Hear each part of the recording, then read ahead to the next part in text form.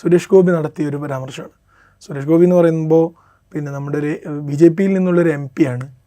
സ്വാഭാവികമായും അതുമാത്രമല്ല, കഴിഞ്ഞ വർഷങ്ങളിലൊക്കെ അദ്ദേഹം പാർലമെൻറ്റിൽ ബജറ്റ് വരാനുണ്ടല്ലോ അപ്പോൾ കാണാം എന്നുള്ള രൂപത്തിലൊക്കെ പിന്നെ സംസാരിക്കുകയുണ്ടായിരുന്നു. അദ്ദേഹം ഈ ബജറ്റോട് കൂടി ലഭ്യനായ രൂപത്തിലാണ് ഏകദേശം ഇപ്പോൾ ഉള്ളത് എന്ന് തന്നെ പറയാം. അദ്ദേഹം പറഞ്ഞത് ഒരു പട്ടികജാതി വകുപ്പിനെ എപ്പോഴും പട്ടികജാതിയിൽ നിന്നുള്ള ഒരാൾ തന്നെയാണ് നിയന്ത്രിച്ചുകൊണ്ടിരിക്കുന്നത്. ഒരു ഉന്നത കുലജാതനായ ഒരാളത് നിയന്ത്രിക്കാൻ വരണം, ഇങ്ങനെ തുടങ്ങിയിട്ടുള്ള. അദ്ദേഹം മുമ്പും താൻ വരും ജന്മത്തിലൊരു ബ്രാഹ്മണനായി ജനിക്കാൻ താല്പര്യപ്പെടുന്നു എന്നൊക്കെ. ബ്രാഹ്മണനല്ല, തന്ത്രി കുടുംബത്തിൽ ബ്രാഹ്മണനായിട്ട് അത് നമ്മൾ പ്രത്യേകം പറയാം. അതെ അതെ. ഇങ്ങനെയുള്ളൊരു ഉന്നത കുലജാത മനസ്സുകൊണ്ട് അദ്ദേഹത്തിൻ്റെ പ്രതികരണത്തെ എങ്ങനെയാണ് നമ്മൾ നോക്കിക്കാണുന്നത്? രണ്ട് പ്രതികരണങ്ങൾ ഈ കേന്ദ്രമന്ത്രിയുടേതായിട്ട് വന്നു. ഒന്ന് ഈ ബജറ്റ് സംബന്ധിച്ചാണ്. അത് കേരളം ഇങ്ങനെ അതും ഇതും ചോദിച്ചു നടക്കുകയല്ല വേണ്ടത്, അനുവദിച്ചത് ഉപയോഗിക്കുകയാണ് വേണ്ടത് എന്നുള്ളതാണ്. അതായത് എന്താണോ മേലാവിൽ നിന്ന് അനുവദിക്കുന്നത് അത് ഉപയോഗിക്കുക എന്നുള്ള കാര്യം മാത്രമേ കേരളം ചെയ്യേണ്ടതുള്ളൂ. അത്രയും അന്തസ്സ് മാത്രമേ കേരളത്തിനുള്ളൂ എന്നാണ് അദ്ദേഹം പറയാതെ പറയുന്നത്.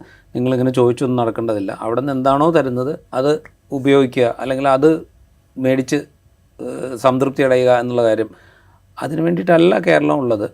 അങ്ങനെ കിട്ടിയത് കൊണ്ടല്ല കേരളം ഈ കാണായ കാര്യങ്ങളൊക്കെ നേടിയത് എന്ന് സാമാന്യം പോലെ മനസ്സിലാക്കി കൊടുക്കാൻ, അദ്ദേഹത്തിന് മനസ്സിലാക്കി കൊടുക്കാനുള്ള ബാധ്യത കേരളത്തിനുണ്ട്. അത് കേരളം ചെയ്യുമായിരിക്കും എന്നാണ് ഞാൻ വിചാരിക്കുന്നത്. അതിനൊരു പക്ഷേ ഒരു 5 കൊല്ലം കാത്തിരിക്കേണ്ടി വരുമായിരിക്കും, ചിലപ്പോൾ അത് ചെയ്യുമായിരിക്കും എന്നാണ് ഞാൻ വിചാരിക്കുന്നത്.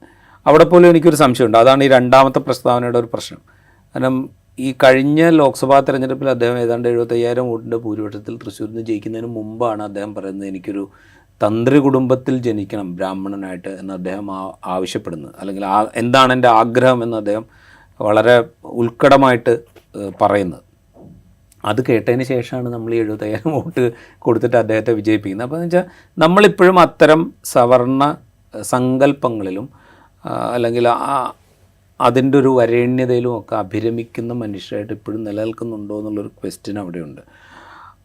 അതിൻ്റെ തുടർച്ചയിലാണ് ഒരുപക്ഷെ അദ്ദേഹം ഇപ്പോൾ ഇത് പറയുന്നത്. അതായത് ഈ ട്രൈബൽ വകുപ്പ് ഉന്നത കുലജാതനായിട്ടുള്ള, അദ്ദേഹം ഉപയോഗിക്കുന്ന വാക്കുകൾക്കൊക്കെ വളരെ സവിശേഷമാണ്.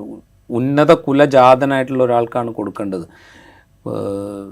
അദ്ദേഹം 2-3 കാര്യം കൂടെ പറയുന്നുണ്ട്. നായിഡു അല്ലെങ്കിൽ ശർമ്മ എന്നൊക്കെ അദ്ദേഹം ഉപയോഗിക്കുന്നുണ്ട് ചില വാക്കുകൾ.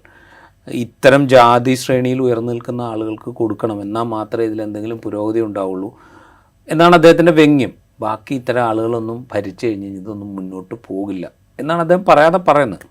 അതിലും എനിക്ക് അത്ഭുതമല്ല. കാരണം വെച്ച് കഴിഞ്ഞാൽ രാഷ്ട്രീയ സ്വയംസേവക് സംഘിൻ്റെ പ്രത്യയശാസ്ത്രം തന്നെ അതാണ്. സവർണർ അധികാരത്തിലിരിക്കുകയും അവരുടെ ഇംഗിതത്തിനനുസരിച്ച് ഭരിക്കുകയും അങ്ങനെ രാജ്യം മുന്നോട്ട് കൊണ്ടുപോവുകയും ചെയ്യുക എന്നുള്ളതാണ് അവരുടെ ഫിലോസഫി. അതിൻ്റെ തുടർച്ചയിലാണ് ഈ പറയുന്ന ബാക്കി പരിവാർ സംഘടനകളും BJP എന്നുള്ള രാഷ്ട്രീയ പ്രസ്ഥാനവും അവരുടെ ഭരണവും ആ ഭരണകൂടത്തിലെ ആളുകളും അതിൻ്റെ ചിന്താപദ്ധതിയും എന്താ പറയുക അതിൻ്റെ ഗവൺമെൻറ് പ്രോഗ്രാമും ഒക്കെ ഉണ്ടാകുന്ന ആ ഫിലോസഫിയുടെ അടിസ്ഥാനത്തിലാണ്. അപ്പോൾ അവിടെ നിൽക്കുന്ന ഒരാൾക്ക് അങ്ങനെ അതിനെ കാണാൻ പറ്റുള്ളൂ, അല്ലെങ്കിൽ അങ്ങനെയാണ് ശരി എന്നാണ് അദ്ദേഹത്തിൻ്റെ വിശ്വാസം. അതാണ് അദ്ദേഹം പറയുന്നത്. അത് അദ്ദേഹം തുറന്ന് പറയുന്നു എന്നുള്ളതേ ഉള്ളൂ. ബാക്കി BJP നേതാക്കൾ അദ്ദേഹം അത് തുറന്ന് പറയുന്നില്ല എന്നുള്ളതാണ്. എനിക്ക് ഒറ്റ കാര്യത്തിലേ സംശയമുള്ളൂ. ഈ പ്രധാനമന്ത്രി സ്ഥാനത്തിരിക്കുന്ന നരേന്ദ്രമോദി അദ്ദേഹം ഒരു പിന്നാക്ക വിഭാഗത്തിൽ നിന്ന് വന്നൊരു ആളാണ്. അവിടെ കൂടെ സവർണറായിട്ടുള്ള ഒരാൾ ഇരിക്കുകയായിരുന്നെങ്കിൽ കുറെ കൂടെ ഭംഗിയായിട്ടുള്ള ഒരു രാജ്യഭരണമായിരുന്നു സംഭവിക്കുക എന്ന് എന്തുകൊണ്ടാണ് സുരേഷ് ഗോപി പറയാതിരുന്നത് എന്നുള്ളതേ ഉള്ളൂ. ഒന്ന് ആലോചിച്ച് നോക്കുക. ട്രൈബൽ വകുപ്പിൽ നോൺ ട്രൈബലായിട്ട് ഉന്നത കുലജാതനായിട്ടുള്ള ഒരാൾ ഇരിക്കുകയാണെങ്കിൽ ആ വകുപ്പ് വളരെ ഗംഭീരമായിട്ട് നടക്കും എന്നാണല്ലോ സുരേഷ് ഗോപി പറയുന്നത്. അങ്ങനെയാണെങ്കിൽ പ്രധാനമന്ത്രി സ്ഥാനത്ത് ഉന്നത കുലജാതനായിട്ടുള്ള ഒരാൾ ഇരിക്കുകയാണെങ്കിൽ ഈ വകുപ്പുകളെല്ലാം നിയന്ത്രിക്കുന്നത് പ്രധാനമന്ത്രിയാണല്ലോ. ഇപ്പോഴത്തെ ഒരവസ്ഥയിലാണെങ്കിൽ സർവ്വതും തീരുമാനിക്കുന്നതും നടപ്പാക്കുന്നതും പ്രധാനമന്ത്രിയാണ്. അപ്പോൾ അവിടെ ഉന്നത കുലജാതനായിട്ടുള്ള ഒരാൾ ഇരിക്കുകയായിരുന്നെങ്കിൽ എന്താ പറയുക അതിഗംഭീരമായിട്ടുള്ളൊരു ഭരണമായിരിക്കുമല്ലോ രാജ്യത്ത് നടക്കുക. എന്തുകൊണ്ടായിരിക്കും സുരേഷ് ഗോപി അത് പറയാതിരുന്നത് എന്ന് മാത്രമേ എനിക്ക് സംശയമുള്ളൂ. അതുകൂടെ അദ്ദേഹം പറയാമായിരുന്നെങ്കിൽ വളരെ ഗംഭീരമായിരുന്നേനെ. 2 കാര്യത്തിൽ തീരുമാനമായേനെ. ഒന്ന് അദ്ദേഹത്തിൻ്റെ കേന്ദ്രമന്ത്രി പദത്തിൽ തീരുമാനമായേനെ. അടുത്ത ടേമിൽ മറ്റേ തൃശ്ശൂരിലെ MP സ്ഥാനാർത്ഥിത്വത്തിൻ്റെ കാര്യത്തിലൊരു തീരുമാനമായേനെ. ഇത് രണ്ടും കൂടെ ഒരു തീരുമാനമായേനെ എന്നാണ് എനിക്ക് തോന്നുന്നത്. അതുകൂടെ അദ്ദേഹം പറയട്ടെ എന്നാണ് എനിക്ക് പറയാനുള്ളത്.